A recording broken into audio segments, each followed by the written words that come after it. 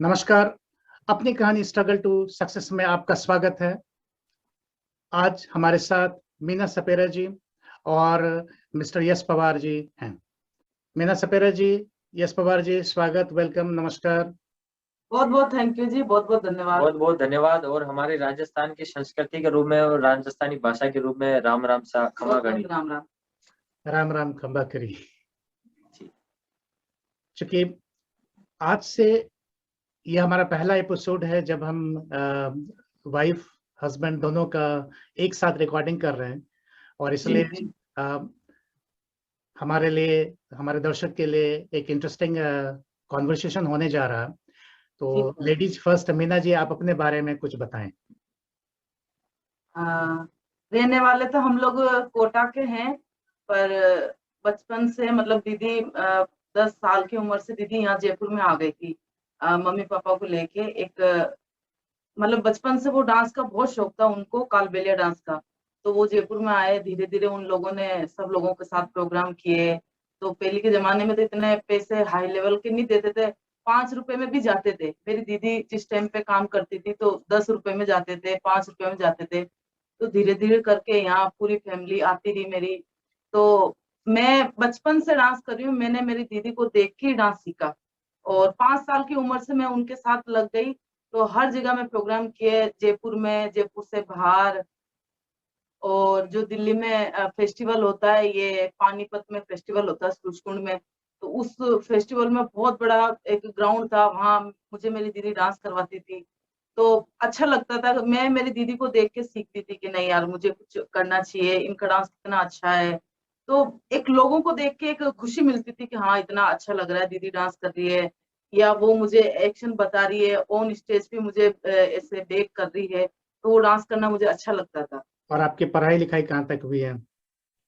पढ़ाई लिखाई मेरी इतनी नहीं हुई, और मेरे हस्बैंड पढ़े लिखे हैं, मैं इतनी पढ़ी लिखी नहीं हूँ। पढ़ी लिखी हैं? और हाँ, मैं कितनी इतनी नहीं कितनी हूँ किस पढ़ी क्लास लिखी। तक पढ़ी लिखी हैं? सर मैं किसी क्लास तक ही नहीं गई आज तक की। ये कभी स्कूल में गई नहीं। ओह, आई सी। हाँ, मतलब बचपन से डांस का शौक था, और घर वालों ने फिर कभी इतना अलाउ नहीं किया। बोलते ना, कालबेलिया लोग पहले जानते नहीं थे स्कूल क्या है, बच्चों को क्या पढ़ाएंगे, इनको क्या करेगी, पढ़ लिख के प्रोग्राम करवाओ बस। और अभी तो सब लोगों के घर हो गए, पहले तो वो तंबू लगा के ऐसे जिप्सी लोग नहीं रहते उस टाइप से रहते थे। यश पवार जी आप अपने बारे में कुछ बताएं। नमस्कार जी। और मेरा नाम यश पवार है, और मेरा जन्म अजमेर में हुआ, पढ़ाई लिखाई मेरी अजमेर में हुई। मैंने बीए किया है हिस्ट्री पॉलिटिकल ज्योग्राफी से।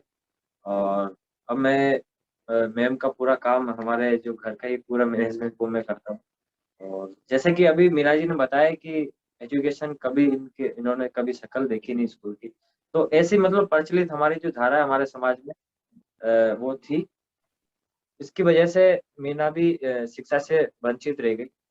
और इसलिए हमने सोचा कि एक क्यों ना एक संस्था बनाई जाए। इसलिए हमने कालबेलिया कल्चर फाउंडेशन करके एक हमारी संस्था है, एनजीओ है, उस पर हम लोग काम करते हैं।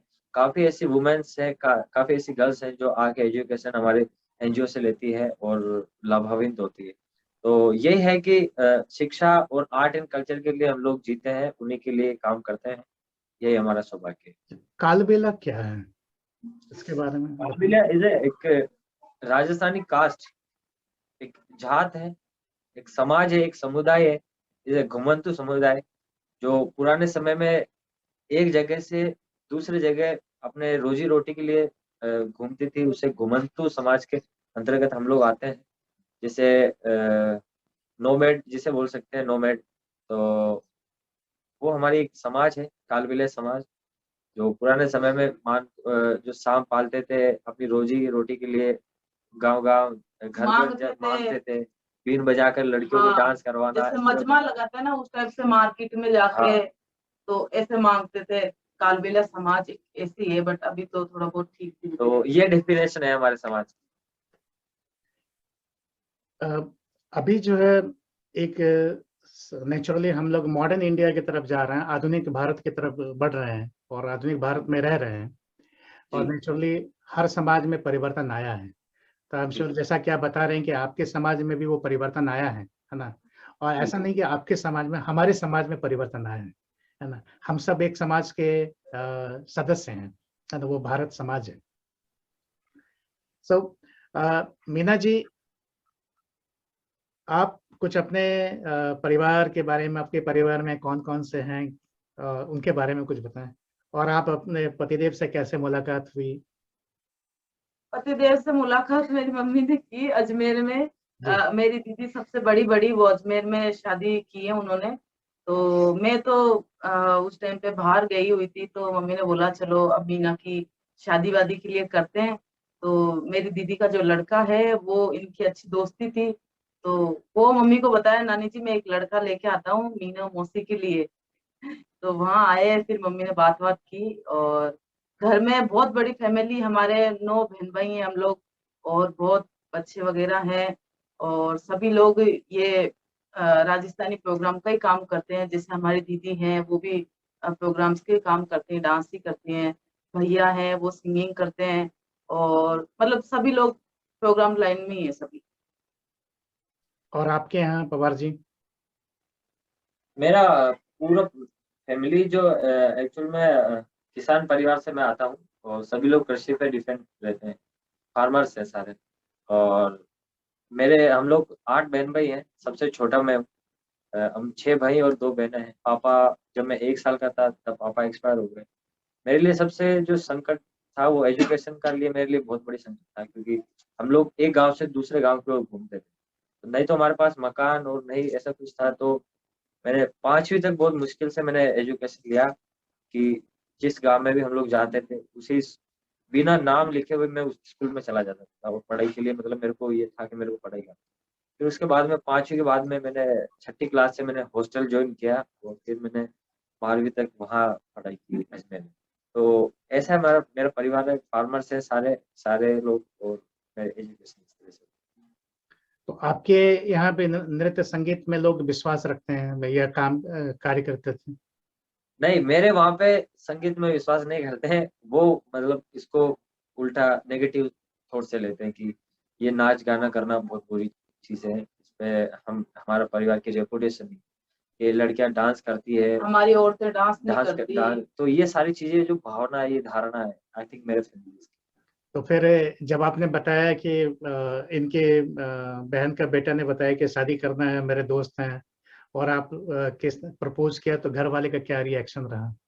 हाँ, बहुत बुरा रिएक्शन था। मतलब आई थिंक मैंने बीए कंप्लीट किया, तो मेरे घर वाले ये सोच रहे थे ये नौकरी लगेगा, तो नौकरी लगेगा, फिर उनको ये है कि आप नौकरी लगो और सरकारी नौकरी लगो, तो इससे परिवार में नाम होगा, नाम रोशन होगा तुम्हारा। तो आई थिंक फिर जैसे मीना से मेरी यहाँ बात चली, मैं आया, तो फिर उन्होंने वो बहुत बुरा नेगेटिव थॉट से मतलब मेरे से बातचीत की कि नहीं, ऐसे ये बहुत गलत है, ये कर ही नहीं सकते हो, तुम पढ़ाई की हो तो तुम नौकरी लगो।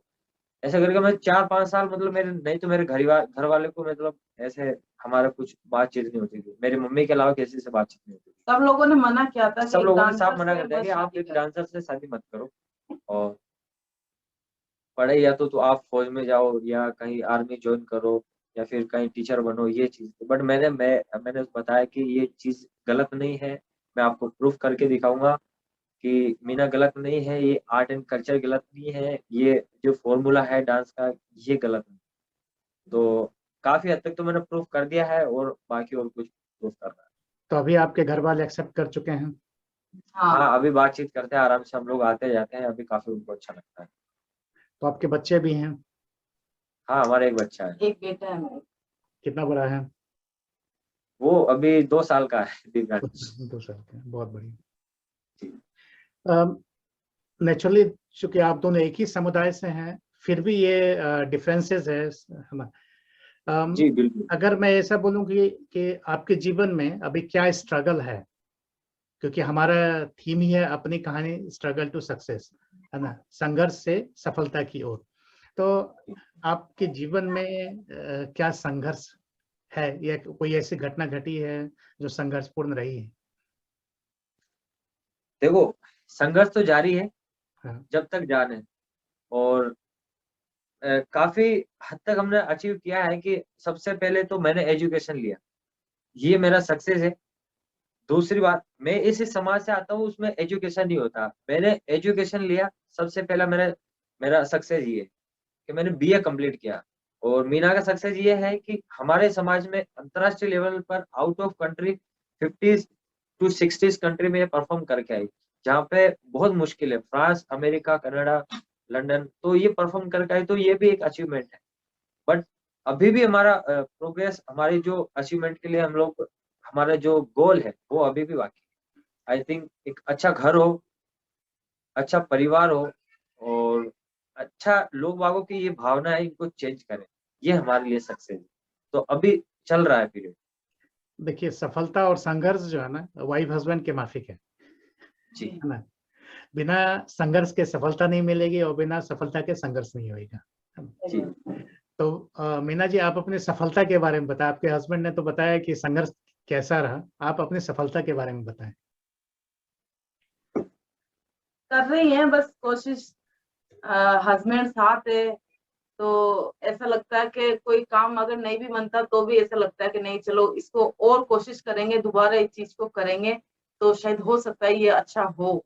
तो कोशिश यही कर रहे हैं। कोई काम करने के लिए जाते हैं, कभी काम बनता है, कभी नहीं भी बनता है, तो कभी नर्वस भी होते हैं, कभी खुशी भी मिलती है। तो दोनों चीज चलती रहती है लाइफ जिंदगी में। बट ये है कि चलते रहते हैं, हारना नहीं है, बस जिंदगी में आगे बढ़ना है। तो जैसा कि पवार जी ने बताया कि आप करीब 50 से 60 देशों में, 50 से 60 जी। देशों में ट्रैवल कर चुके थे। कैसे आपने ट्रैवल किया और इसके पीछे क्या? 50 से 60 देशों में देख लो, आधे देशों को तो मुझे नाम भी नहीं याद है अभी तक भी। जी। तो मैं देख लो, आप फ्रांस में गई, पेरिस में, उसमें आप देख लो बेल्जियम है, इटली है, स्वीडन है, स्विट्जरलैंड है, बेलारूस है, हंगरी है, बहुत सारे ऐसे देश हैं, ये जर्मनी है। किसके तो काफी किसके माध्यम से गया था? कोई एसोसिएशन था या फिर? एक तो राजस्थानी कल्चर टूरिज्म के द्वारा एक ICCR के द्वारा। आईसीसीआर इंडियन कल्चर काउंसलिंग जो सेंटर है दिल्ली से, वहां से गए। और एक अंतर्राष्ट्रीय लेवल पे एक ग्रुप चलता है जो कि अभी पेरिस में है, उनके माध्यम से इन्होंने परफॉर्मेंस दी। बहुत बढ़िया। तो इतने देशों में सबसे अच्छा कौन सा देश लगा? सबसे अच्छा सारे देश अच्छे थे सर। सबसे अच्छा मुझे स्वीडन लगा, क्योंकि वहाँ बहुत खूबसूरत एरिया था। और वहाँ बोलते हैं जिसे पहली बार बर्फबाजी देखते हैं, बर्फ के बड़े बड़े पहाड़, तो वो मुझे बहुत अच्छा लगा कि मतलब हम हमारी कला के पीछे देखो, एक कितनी सुंदर जगह देखने के लिए मिल रही। नहीं तो लोग पैसे लगा के जाते हैं, उन लोगों को भी वो चीज नहीं मिलती देखने के लिए, तो कला के पीछे कहाँ पहुंच जाते हैं। बिल्कुल सही। कला जो है, कला का सम्मान हर देशों में किया जाता है ना। अगर आपके पास कला है तो उसका सम्मान जरूर मिलेगा। जैसा कि आपने बताया कि आप पढ़ी लिखी भी नहीं है, लेकिन इतने देशों में आप घूम चुके हैं। शायद जो बहुत पढ़े लिखे लोग हैं वो शायद 2 देश भी नहीं घूम पाए होंगे, है ना। ये एक अचीवमेंट है।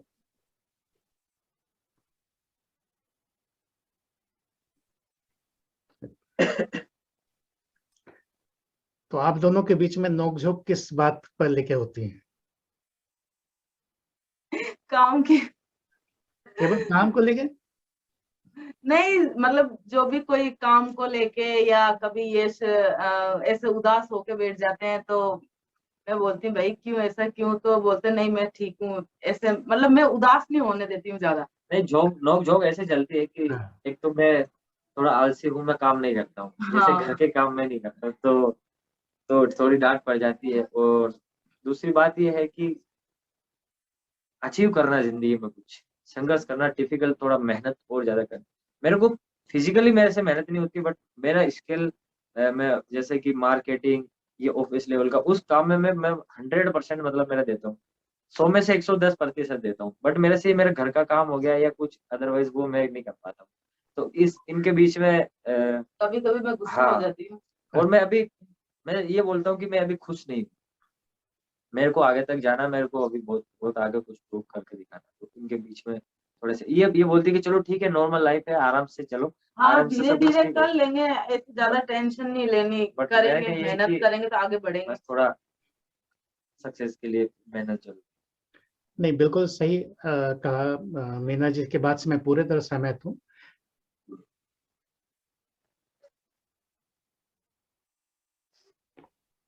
मैं मीना जी की बात से पूरी तरह सहमत हूँ कि धीरे धीरे करने से सफलता जरूर मिल जाएगी, लेकिन कंसिस्टेंसी बहुत जरूरी है कि आप हमेशा प्रयासरत रहें और उससे सफलता अवश्य मिलेगी। और सफलता का कोई परिभाषा है नहीं, है ना। सब आप कितना भी अचीव कर लें वो कम ही है ना। सही बात। तो अगर अचीवमेंट, बहुत लोग कहते हैं कि लाइफ इज ए जर्नी, है ना, जीवन एक यात्रा है। तब डिपेंड करता है कि यात्रा आप तनाव में गुजारें या फिर यात्रा आप खुश होकर गुजारें। आप पवार जी कौन क्या खाना अच्छा बना लेते हैं? राजस्थानी खाना में से क्या अच्छा बना लेते हैं आपके, स्पेशली आपके कम्युनिटी का खाना कौन सा अच्छा बना लेते हैं? सर मेरे को तो मुझे अधिकतर वेजिटेरियन मुझे बहुत ज्यादा पसंद है, और स्पेशली दाल दाल और बाटी चूरमा। आप क्या बना लेते हैं? आप क्या बनाते हैं? मैं दाल बाटी बना लेता हूँ, देखिए चूरमा भी मैं बना आके लेता ट्राई हूँ। करने वाला हूँ, फिर आप सोच लीजिए। हाँ ऑफ कोर्स, बिल्कुल मैं मेरा हाथों से बना के खिलाऊंगा। हाँ, मैं इनको खिलाता हूँ, कभी कभी ऐसा होता है सर मूड में दाल बाटी चूरमा बना के खिलाता अच्छा। और आप क्या बना लेती हैं अच्छा खाना? हूँ। सब बहुत अच्छा टेस्टी सर खाना मैं तो बनाती हूँ, सारे सब खाना कुछ। अच्छे बनाती हूँ, रोज खाते हैं, मैं ही बनाती हाँ, हूँ। अच्छा, रोज। क्या करें, बना बना के आदत पड़ गई सर, तो वो टेस्टी बनाऊंगी तभी सही रहेगा, खराब खाना बनाऊंगी सब तो कुछ क्या बना फायदा। दी, वेजिटेरियन नॉन वेजिटेरियन सब कुछ, दाल बाटी भी ये बना लेती है और सब बना सब लेते हैं। बना। अच्छा, इनका दो अच्छा बात बताइए, पवार जी का दो अच्छी बातें। मीना जी। दो अच्छी बात और दो गंदी बात दोनों बता। दो अच्छी बात कि ये आए तो सब कुछ अच्छा है और मैं खुश हूँ। हम्म, कोई प्रॉब्लम आती है तो सबसे पहले यश हैंडल करता है, मैं उस बात तक भी पहुंचती नहीं हूँ कि क्या है क्या नहीं, तो वो बात भी अच्छी है।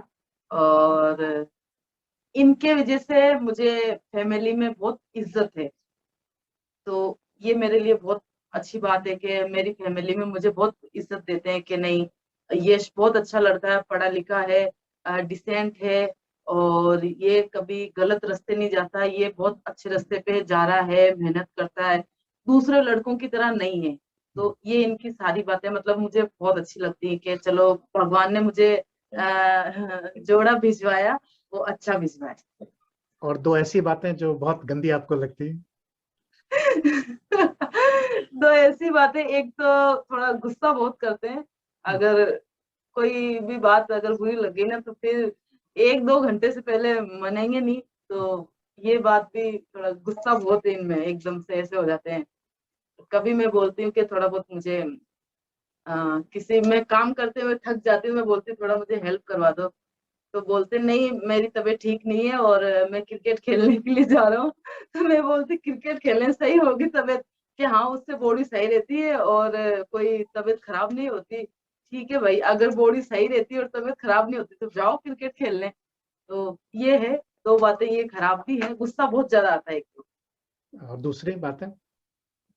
दूसरी बात की ये है कि ये थोड़ा हंस मिजाज भी है, और मैं जैसे बता रही हूँ फैमिली में इनकी वजह से इज्जत है मेरी। ये नहीं नहीं, और मेरा प्रश्न है कि कौन सी दूसरी बातें बुरी हैं?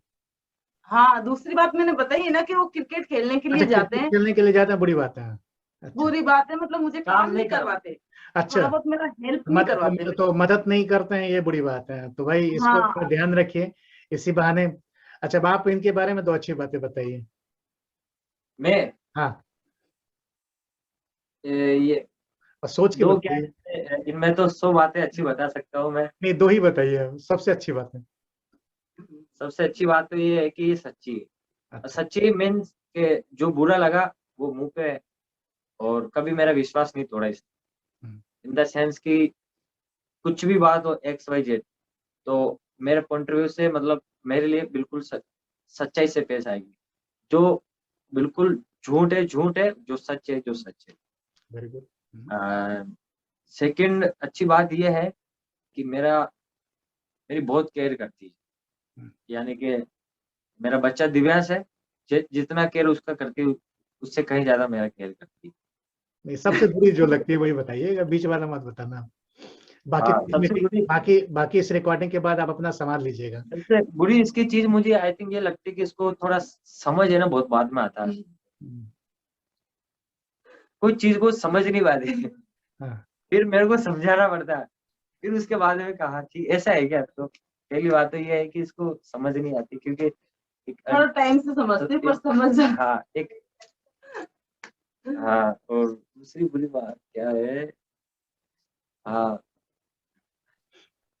कभी कभी, और एक ये है कि मैं जो कुछ बोलता हूँ कि यार आई थिंक अपने को कुछ ऐसा करना चाहिए वैसा करना चाहिए, तो कभी कभी हाँ करती है बट थोड़ा बहुत स्लो हो जाती है, या कभी ऐसे नहीं नहीं यार नहीं रहना तो नहीं करती। मैं कहती हूँ थोड़ी देर सोना चाहती हूँ, कोई बात गर्मी हो रही है, थोड़ी देर बाद में करेंगे। फॉर एग्जाम्पल कि जैसे आपने बोला कि इंटरव्यू होना 4 बजे, तो आई थिंक मेरा ऐसा मानना है कि मैं 3:30 बजे परफेक्ट कैमरे के साथ में, ट्राइपॉड के साथ में, जो भी मेरे को एसेसरी जो भी मेरे को चाहिए वो सब अप टू डेट, मेरे को हाफ आवर अगो चाहिए तो चाहिए। ये मैसेज देना चाहता हूँ युवाओं के लिए, आई थिंक जो भी हमारे दर्शक है जो इसको देख रहे हैं या देखेंगे, सबसे पहले अपना गोल एम सेट करें, फिर उस पर बिल्कुल उसको मध्य नजर रखते हुए प्रयास करें, मेहनत करें और आगे बढ़े। जिंदगी में बहुत सारे उतार चढ़ाव आएंगे, बट वो गोल अपने को वो गोल दिखना चाहिए और उसी गोल पे काम करना चाहिए, बस मेरा ये मानना। और आपका? मेहनत करते रहो, और बोलते हैं मेहनत करने वालों की हार नहीं होती है, और मेहनत करते रहो, मंजिल सामने खुद की खुद दिखेगी। तो ये है। मेहनत करते जाइए और फोकस रहिए, यही सफलता का मूल मंत्र है और यही संघर्ष की कहानी है। जी। मीना सपेरा जी पढ़ी लिखी नहीं है, फिर भी 40 से 60 देशों में इन्होंने अपनी यात्राएं पूरी की है। और पवार जी, यश पवार जी एक अच्छे पति के माफिक उनका साथ देते हैं। जी। आप लोगों का बहुत बहुत धन्यवाद हमारे शो में आए। थैंक यू, बहुत बहुत धन्यवाद। नमस्कार। सब्सक्राइब करना ना भूलें, लाइक भी करें, और अगर कुछ आपको जानना हो तो उसके बारे में भी लिखें। धन्यवाद, नमस्कार। बहुत बहुत धन्यवाद।